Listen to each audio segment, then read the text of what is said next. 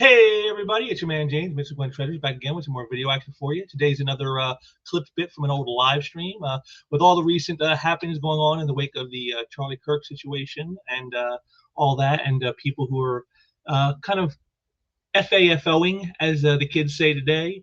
I thought it was time to bring out this little piece that I've been sitting on for a while because I wasn't sure when to put it out, but I think right about now would be the proper time because, as you can see right here from this thing here I'm about to share with you.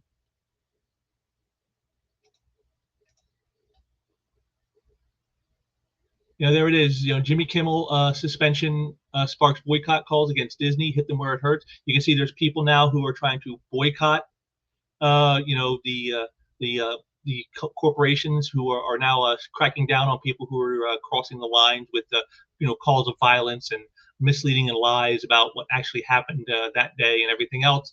And I just think it's kind of interesting because it shows you the weakening of the left's grip on culture and on the control of narratives and things of that nature. But this isn't a new phenomenon. This is something that's been going on for a little while now. I'd say all of last year their grip was slowly weakening, which is where this little bit is coming from. I'm going to be talking about the comic book media.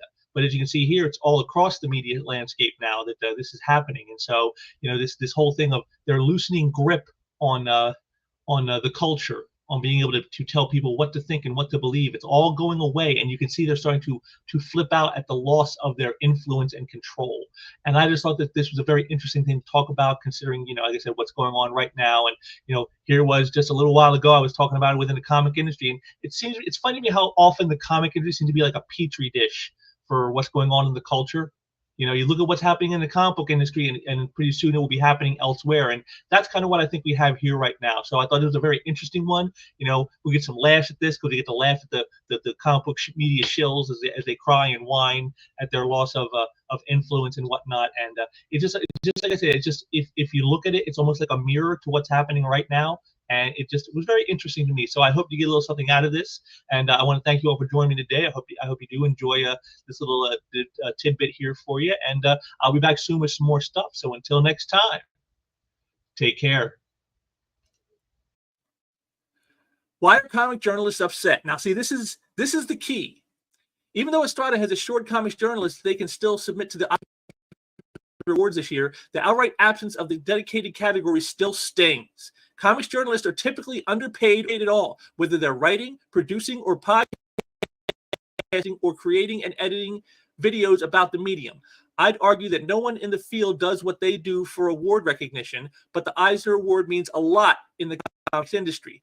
Earning this accolade matters, especially as paying outlets increasingly downsize their comics coverage in favor of other forms of entertainment, news, and reviews. So right here, again, the contradictions in what they say, oh, no one does this for awards, but the award is so important. It matters so much. You see, and that's because this is what they need. They know see, again, she admits there's no money in doing this. There's no real prestige of getting a good paycheck or, benefiting anything in any kind of way. All of it boils down to the backpats from your peers. That's what it all boils down to. And the Eisners just aren't, the multiple time award winner of this very award. That's what they go for. That's why this matters so much. And so to not have it in their eyes delegitimizes them. And they're not as relevant. Which, of course, we all know is true. They are not relevant. They are delegitimized, but not because of loss of an award category, but because of, again, as you saw with this very article, they had to attack ideological people, dragging them into something that has nothing at all to do with them whatsoever. Why did you bring in Comicsgate? They have nothing to do with any of this. Why are you bringing up white, straight, male superheroes? That has nothing to do with any of this. Why are you bringing these things up? Because this is what they do. Because they aren't journalists. They are activists. They are propagandists. That's what they are. And they have narratives to drive. And even though they know this about themselves, they still want to feel as though what they do matters, that it's important, because they believe it's important. We're fighting for justice. We're fighting the good fight, but they're really not. And deep down, they know this. Comics aren't dead, but the less solid, impactful coverage there is, which requires time, resources, and yes, money, the more the industry detractors feel like they're winning. Well, see, again, that's not the case here. It's not a case of winning. It's more a case of, I told you so. That's what it's more a case of, not a case of winning. Because I don't think you'd find anybody who, as much as they may dislike what the mainstream currently is, wants it to die. But, you know, we've, like, for example, myself and others, we've been sounding the alarm bells for years. Like I said, I've been doing these types of streams on this type of stuff for 4 years now. And where have they been? Why have they not told? They've told us comics are doing great. It's a con man's belief to say that they're not. You know, up until like the last few months, you know, you could never say there was anything wrong in comics. It was all great. Comic sales were through the roof. It's doing better than ever. And even now that they admit that finally they admitted, oh, there's problems, they don't really tell you what those problems are. Why? Because they go against the narrative that they want to push. Rather than removing the comics-related journalism and periodicals category altogether, the Eisner should have changed its approach to the nomination and awards process and been transparent about it. Choosing to ignore a significant portion of the industry isn't the right move. Hopefully, between now and San Diego Comic-Con in July, the committee will reconsider. So notice it right here. Choosing to ignore a significant portion of the industry. You see, again, this is their belief. They are so important, and yet we all know that they're not.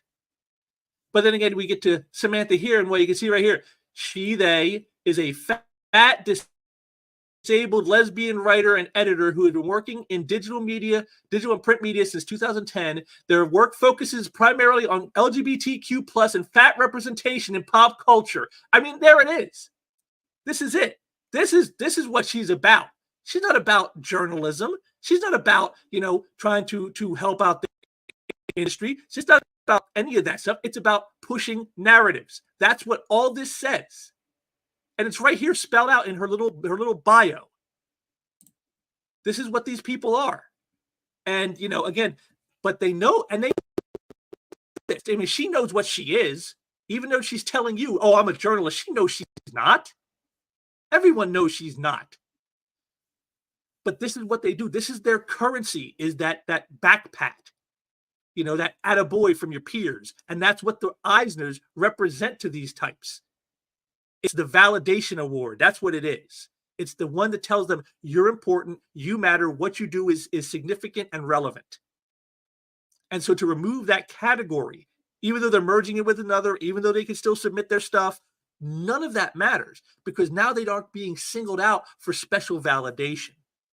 And that's what they're all angry over. But it's not just about the organizations and the people getting slighted. Of course, that's exactly what it's about. At a time when comics needs more media attention, more outlets doing better coverage, and more support for the publications that have survived a brutal economic era for journalism of all kinds, this is exactly the wrong message to send. See, again, it's not about whether they're deserving. It's not about whether it's important. It's not about whether it's relevant. It's not about whether they've actually earned anything of value. No, what matters is the optics. What matters is being able to push the narrative. And the message this is sending is, wow, these comics journalists really aren't that important, and perhaps aren't even journalists at all. And that can't stand, because they live off what the great Eric July has called perceived legitimacy. And that is what the Eisners represents to these types. This is their legitimacy award. This is the proof that we are important, and they don't want to believe that they're not. Got something here from Leg Kick. I remember the comic scene and the comic view in the 1980s. They interviewed the artists and writers as well as publishers of the time, as well as gave a sneak peek into the future of comics and animation. Yes, see, there was a time when I would say that, yes, comics journalism was more like actual journalism. Yes, it was. But it's not like that now. It's much more ideologically driven. It's much more, propagandized. And this is why they're so upset. There's a difference between reporting on comics and writing books about comics. He goes, first, let's dispense with the explanation that the category has not been abolished, just consolidated. Covering comics on an ongoing basis is fundamentally different from writing books or contributing to long-form publications about comics, and doing a daily strip is from creating a graphic novel. So he's trying to compare, saying, it's like your daily comic strips in the papers versus the actual comic book itself. Publications and the journalists who write for them have to make sense of industry news, keep people's attention on a daily basis, maintain editorial standards, and a consistent voice across different contributors, and so many other things that authors don't. And again, this is funny because, if you were actually journalists, that's what you would do. True. But how many of you guys write hit pieces on people? How many of you guys refuse to cover certain stories because of who it's about or what it's about? How many times have you done reviews for books that were no damn good, but you gave them high reviews because, well, we want to keep our access? This is not what I would call maintaining, maintaining editorial standards and a consistent voice. That's not what I would call that. I call that partisan politics in that. That's what I call that. And nepotism.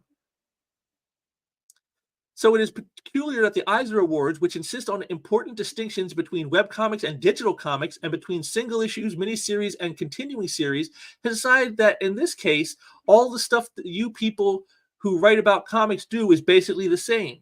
Well, it is, because, the people who are writing books, they're giving you their take, their slant on everything, and the journalism is the same thing because it's all just basically editorialized. There is no real true journalism going on. There isn't. There's just propaganda and pushing narratives. And you can do that in a book, or you can do that again on a website. And that's what you're all doing at the same thing. So in a way, it's absolutely true that the Eisners are actually smart about doing what they've done, because that's exactly what it is. It is the same thing. The Eisners should recognize media that helps our industry. There you go. Helps our industry, but you're not helping. That's the point. The Comic Book Shill Media does not help the industry. It lies about it. It runs cover for it. It gaslights for it. But it doesn't help it. Unless you consider that help in the way of, because it, again, thrashes their ideological enemies, which of course is the point. Journalists can get a bad rap sometimes, but those of us writing about comics tend to have genuine affection for the medium and for a lot of the people in it. Bullshit. And increasingly, doing this job is doing this work is a labor of love. In words of the great comics journalist Heidi McDowell, right there, great comics journalist Heidi McDowell. That right there, you've just destroyed any semblance of relevancy, any semblance of a point you had when you said that. That's just ridiculous. The best way to make a small fortune writing about comics is to start with a large fortune. And even there, pardon me. Even there, you can see right there, I've heard that expression before. That's an expression that's been in the comic book industry for a long time. I remember it this way. How do you end up with $1 million selling comic books? Start with 2 million. That's how you end up with $1 million selling comic books. That's what we all said in the retail sector. There's a reason we always said there was a reason you don't see comic book shops in the Fortune 500. They're on the cover of Forbes and Wall Street Journal for a reason. So even here, he's linking her that saying to her as if she somehow created this, and she didn't. She's just biting off of something else, which I'm sure they was bitten off of something else from before that time. Before they were saying about the comic book shops, they probably said about another industry. So again, trying to attribute something to somebody that they stole basically from something else, plagiarism. And yet she's a great comics journalist by plagiarizing an old saying and just switching it up to make it sound about like it's about her industry rather than the one it was actually about. You can't make this up. Considering that the series ran here on ICV2 in all year in 2023, looking back at 50 years of the direct market, that's not a subject that would get a lot of attention just about anywhere else, but I think everyone who knows anything about comics understands why it's important to document and recognize.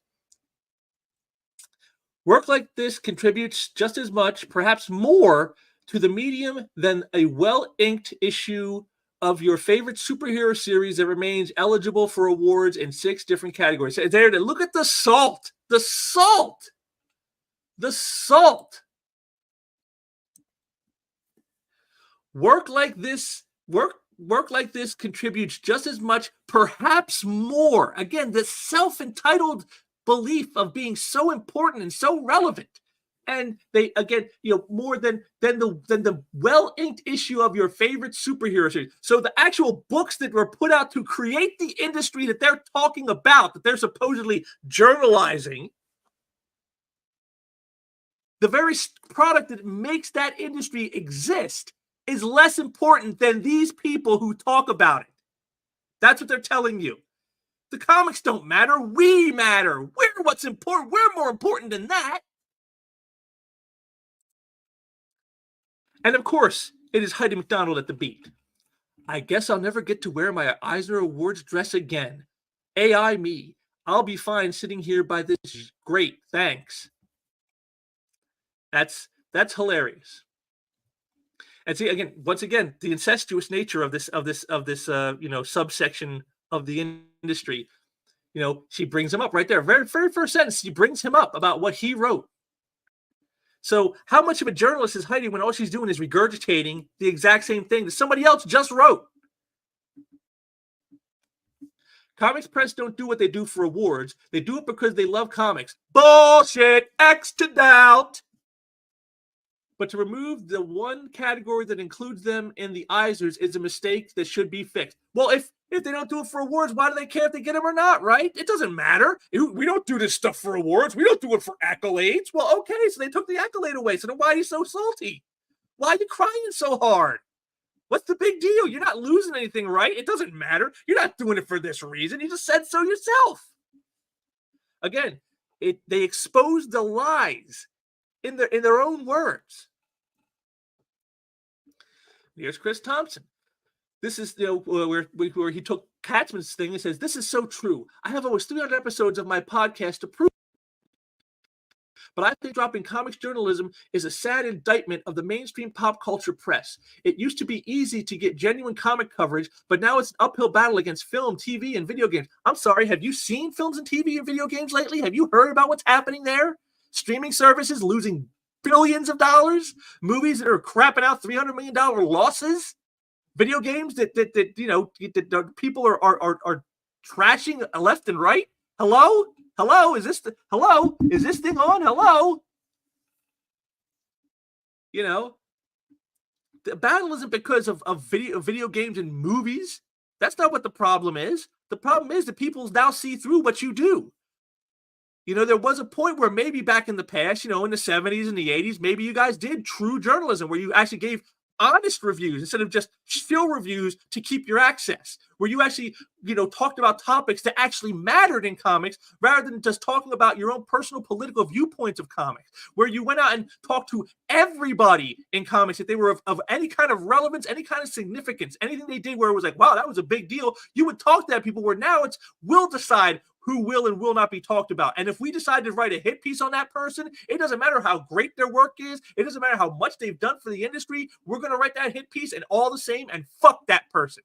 That's what yous do. And that's what people see now. And that's how you've been for quite some time. And now the chickens are coming home to roost.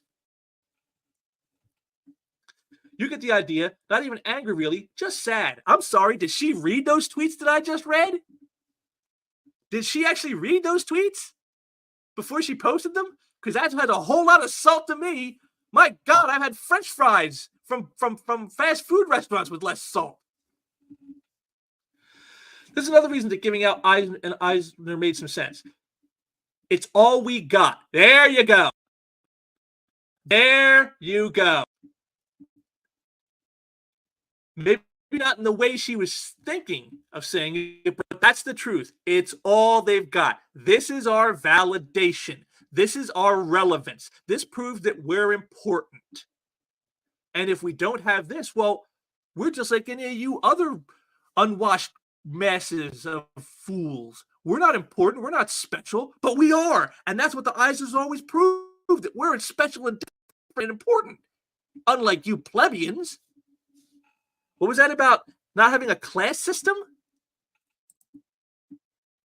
The entire profession of journalism, writing about things that happen in the world with either an objective or subjective viewpoint, I don't think we can say comics journalism has had anything resembling an objective viewpoint for quite some time, is under attack, both from content creators who monetize platforms that originated to support some form of journalism. Again, this is her mentioning, the YouTube guys like Nerdrotic, As from Heel versus Babyface, Eric July, critical thinking, and even someone like me. That's as close as she gets to mentioning us. Again, what she calls is content creators who monetize their platforms that originate to support some form of comics journalism. That's the closest they get to mentioning. She gets to mentioning us. And those very platforms that are making it nearly impossible to earn a living wage doing it by prioritizing AI and SEO tricks. Wah. So again, now see, again, what else did they say? We don't do this for the money. But yet, all of a sudden, well, wait a minute. But now you're saying you're upset because you can't make a living doing this? I thought you didn't do it for the money. I thought you did it for the love. You didn't do it for the accolades. You didn't do it for the backpats. You ain't doing it for the cash. You're doing it because you love it. Well, I don't see much love there. I'm sort of glad I delayed writing this because yesterday came the shocking news that Pitchfork was being merged with GQ, and half the staff laid off. This led to an outpouring of sadness on social media. Sure, those Pitchfork guys were snobby and self-absorbed and could destroy an entire career in their heydays, but those writers loved music. They created entire eras of music and made stars, and heck, whenever I wanted to find something new to listen to, I would go to Pitchfork and Pitchfork's best new music and find something. There you are. Now you're seeing it. Just as you said before, where, it's all they got is the Eisner. But this is what she really wants. Right here. Snobby and self-absorbed, and they could destroy entire careers in their heyday. They created entire eras of music and made stars. That's what they want. This is the true reason that they're so upset about the loss of the Eisner, because by reducing their validity, reducing their sense of importance, that becomes even more of an impossibility than it already is. Because that is ultimately what they want. They want to be the kingmaker. We'll decide what's good comics, not you plebeians. We'll decide what's worth talking about and what isn't, not you plebeians. Again, that's why she looked down on the content creators, as she called them, who used the platforms that were supposedly for journalism. Because how dare these plebeians think they have a voice? They don't have a voice. We're the voice. We speak and they listen. Can you see the sheer elitist animosity coming from out of her words? The salt is unreal, folks. I mean, I cannot believe these people think so highly of themselves that what they do is somehow, of relevance, that it's somehow necessary, even as they're being shown time and time again that it's not. They've spent all their time propagandizing us for years now, gaslighting us, lying to us. And then they wonder why it is that suddenly, well, no one seems to care about us anymore. We don't seem to matter. Well, when you've lied to the people often enough, they stop listening. I guess you never heard of the story of the boy who cried wolf. But, in case you think, well, James, you're being a little harsh, don't you think? On Heidi McDonald and the rest. They're not really all that bad, are they? Well, let's have a little look-see, shall we? A little stroll down memory lane with some classics. And a couple new ones I found. Of course, here she is right here with the biggest gaslight of all. Turns out comics are not dying. Don't believe the charlatan con men. And you can see dated here, June 30th of 2020. And here's one I found dated from just last month. Friends of the shop, I have something really big to ask of you. Do you like having Arsenal comics and games in Newbury Park? Then we need your help as this holiday season to ensure we'll be back for another year. As much as it pains me to ask for help, I have to put aside my pride and level with you. This location has not been doing well for some time.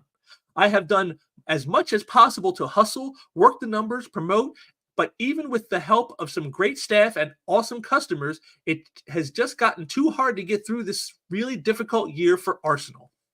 Things can't continue the way they have been, and it's finally time to consider closing the Newbury Park location and if things don't pick up.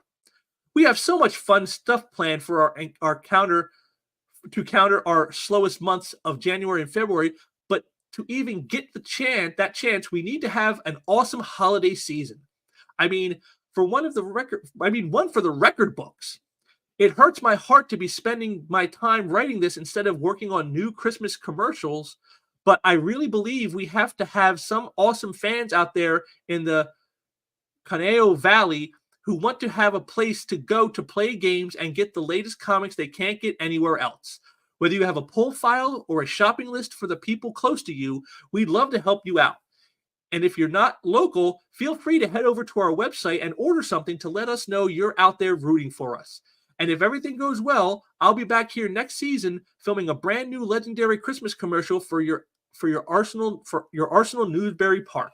So here's a guy whose store last month needed to have the most awesome Christmas sale ever in his history to save it, or it's going to close down. Now, I don't know what happened with this in the end. Did he make it or not? I don't know. But how could you say comics aren't dying when you have things like this happening?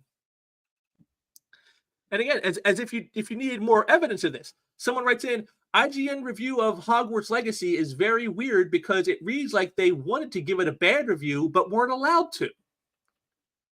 As you recall, there was that big thing with all the activists who were upset about the Hogwarts Legacy game because J.K. Rowling was involved, and they hate her now because she disagreed with them that men can be women and women can be men. So then this person comes in. Video games aren't my lane, but when I was reviewing comics for IGN about 10 years ago, we were in fact not really allowed to give bad reviews. Oh my goodness. Oh my goodness. Imagine that. You're here to give reviews, but you can't give bad ones. Why? Well, because if you give bad reviews to the publisher's work, they may not, give us access to stuff. We won't get invited to the after parties, shows, and we won't get freebies. We won't get all these goodie bags if you trash the work. I mean, sure, the work is garbage, but who cares if it's actually garbage? Who cares? Just tell the people it's great anyway, because that's what gets us access. They can't even give honest reviews. And again, I get it, and that's if they even bother to cover something, And here's one with everyone's favorite hobgoblin, Rich Johnson, the gossip monger in chief himself. I think this was in dealing with Eric July when he wrote a hit piece after the first campaign he did for ISO #1 came out. And Richard Embry comes in and goes, if you're about fairness, where's your article about Eric July hitting 3 million? That's huge for a Black-owned business. Aren't you about inclusivity? Why aren't you celebrating this amazing achievement in comics? And then Rich is, the last time I wrote something, I got attacked, lied about, and generally abused online. Something that he went out of his way to encourage. So, because he wrote a hit piece on Eric July, trashing him, and then people trashed Rich for doing that, that's somehow Eric's fault. Not really an incentive to do it again. Of course not. Of course not. Because if you did it again, you would have to do something positive. You see? That's the key. He would have to write something positive about it. And he doesn't want to do that. He only want see if there was stuff in there like if it would have failed, I'm sure Rich would have been the first in the line. Right on top of that to tell a story like, see this bigot failed. He put out a book and it failed big time. But instead it's the exact opposite. Can't talk about that. Also, I still have had no response to my initial emails, which were read but ignored. So after he writes a hit piece on Eric, he emails him to get more information, I guess. And then Eric ignored him. Gee, I wonder why Eric would ignore those emails. Why would Eric not want to talk to Rich after he wrote a hit piece on him? Mystery of the universe, I guess. But again, this goes back to what I said. This is how they decide what you will and will not hear. There it is. So it's not just comics journalism that's suffering. All sectors of journalism are suffering. And why? Because they all hired or were started by a bunch of activists. Social activists who are, to me, the biggest losers in the world. That's why I titled this stream what I did. Loser. Because that's what they are. They're losers. Social activists are losers at life. That's why they become social activists. They want to be seen as special and important. Again, you've seen this. I've shown you this with them today, with what they were saying in those articles. They want to be seen as special and important, but they know that they're not. You see, special is something that is inherent to you. You know, Michael Jordan in his prime on a basketball court, he was special. You know, that's special. You know, Albert Einstein developing the theory of relativity. That's special. Herman Borlaug, who many of you probably don't know, he's a guy who created a form of seed that can grow more wheat on less land. He won the Nobel Peace Prize, and it was said of Norman Borlaug that no one in modern history has done more to end world hunger than Norman Borlaug. That's someone that's special. But see, they have skills and abilities that set them apart from the rest. They can do things most others can't. That's why they're special. Social activists know they have none of that. They have nothing to differentiate them from the common man, although they so desperately want to be. They want to be the elitists, but they know that they're not. So what do? They go into social activism. That doesn't require skill or abilities. All it requires is for you to have a loud mouth and to regurgitate the talking points you're told to regurgitate. That's it. And you get to yell at people and hold your nose up at them and talk down to them and tell them that they're evil and bigots and istophobes and all this other stuff. And yet you're the virtuous one. They're losers. They're losers at life. And that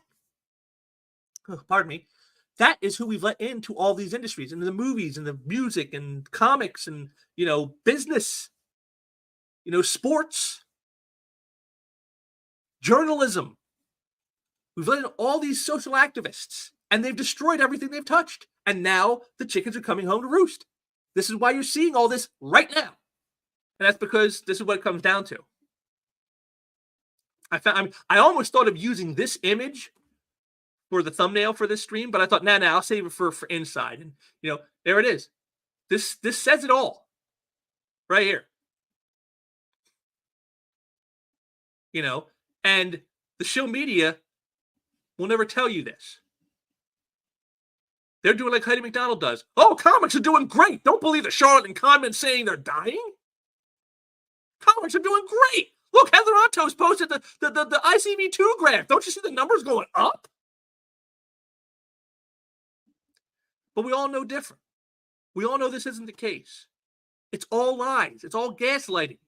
That's what they do. That's what the comic book media is. A bunch of lying, gaslighting propagandists. They know it. We know it. And now they're starting to lose what little, perceived legitimacy they thought they still had. And that's why they're crying. That's why they're whining about all this. Because it all comes back down to this. Once again, leave it to Eric July to spell it out for you. And if you don't like my politics, you can still buy my book. I'll still have you as a customer.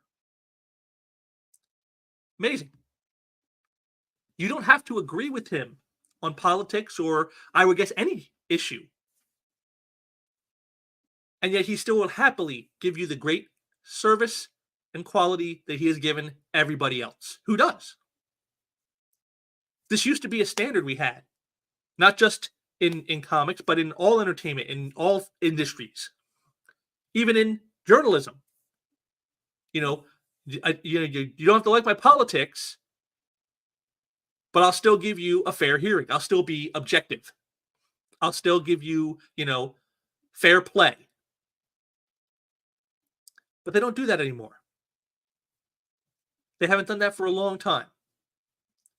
Mike McDonald, Rich Johnson, Chris Arendt, all the rest of the shills, they sold their souls long ago for access and for little validation awards. You know, the one they're crying about losing now. That's what's going on. This has been a long time coming. It's been a very long time coming. And it was just this simple. It was this simple. This is all that was necessary to save everything, was this. And they just couldn't do it. They just could not do it.